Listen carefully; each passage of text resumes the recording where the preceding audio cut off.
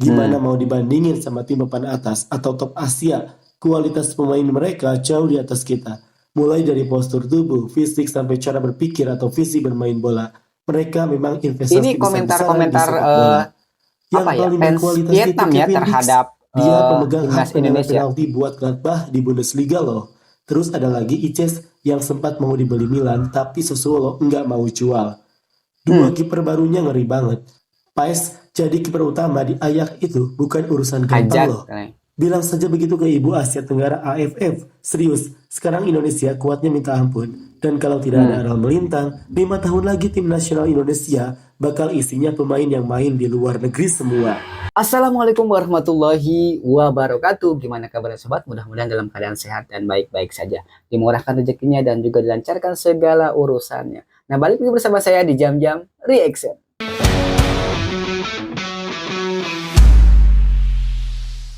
Nah, di video kali ini saya akan mereaksi salah satu video yaitu dari channelnya Taktik. Silakan ya di subscribe dulu ya channelnya Taktik. Kalian komen di sana, like dan juga share kepada teman-teman kalian. Oke, kita akan bacakan judulnya ya.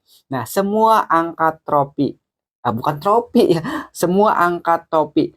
Komentar fans Vietnam untuk skuad timnas Indonesia di FIFA Series. Berarti angkat topi itu maksudnya memuji ya. Fans Vietnam itu memuji timnas Indonesia di FIFA Series. Oke, kita akan tonton videonya. Bagaimana komentar-komentar fans Vietnam terhadap timnas Indonesia. Nah, sebelum kita menonton videonya, jangan lupa di subscribe dulu yaitu channelnya Taktik dan juga Jam-Jam Reaction. Kalau sudah di subscribe, mari kita tonton videonya.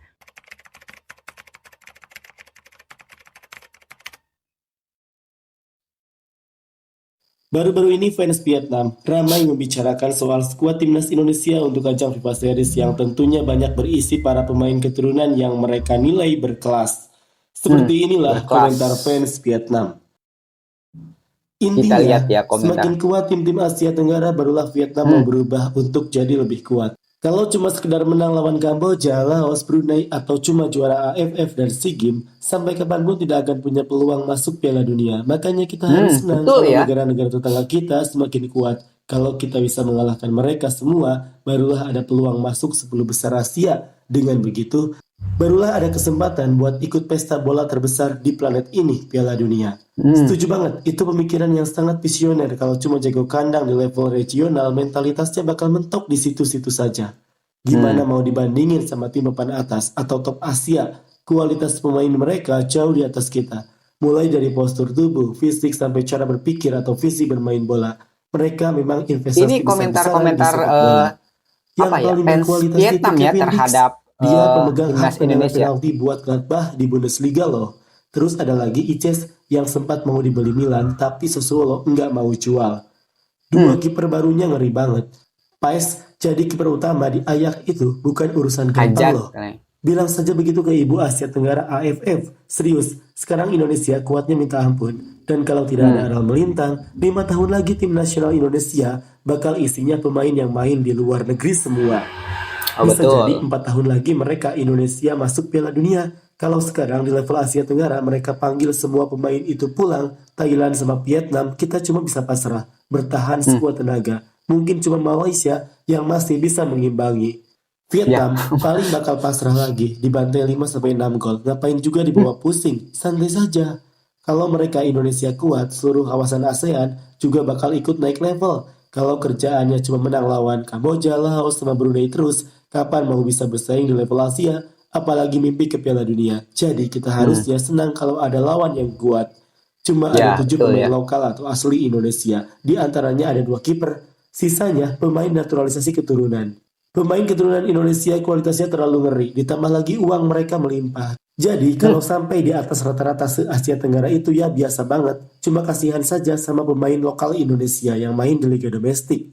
Iya, agak kasihan juga ya. Kayak gini, pemain mereka timnas sudah lewat level Asia Tenggara. Ini lokal ya. Buat tanding di Piala Dunia sih urusan gampang. Lihat skuad Indonesia sekarang kualitasnya ngeri ya. Tapi bagus juga kalau tim-tim ASEAN semakin kuat. Siapa tahu kita Vietnam jadi terpacu buat reformasi supaya bisa mengejar. Dari situ baru bisa melangkah ke level Asia. Daripada cuma menang AFF atau SEA Games beberapa kali terus merasa sudah hebat banget. Siapa yang mau mati kutu? Indonesia sekarang kalau ketemu Vietnam atau Thailand bakal mati kutu. Kita yang mati kutu atau mereka yang bikin kita mati kutu? Lihat dong, Ya. kualitas squad mereka, pemainnya main di Serie A, Ligue 1, dan lain-lain. Kiper Aurero itu kok kayak familiar banget ya. Squadnya ngeri banget, bener-bener beda level. Sekarang Indonesia sama Malaysia yang terkuat di Asia Tenggara. Isinya pemain yang main di liga-liga top semua. Dapat kesempatan uji coba lawan tim kuat tanpa keluar biaya, mau apa lagi? Harusnya senang kawasan kita punya tim-tim seperti Indonesia. Dengan begitu baru kita bisa ikut maju. Indonesia bakal mendominasi Asia Tenggara kira-kira dalam 5 tahun ke depan. Bisa-bisa turnamen ASEAN Cup yang baru disetujui FIFA itu, Indonesia langsung yang jadi juaranya. Kalau level sekarang Betul, nih Indonesia langsung jadi sudah juara di atas Indonesia ya kita ntar. satu tingkat. Lihat skuadnya beneran ngeri.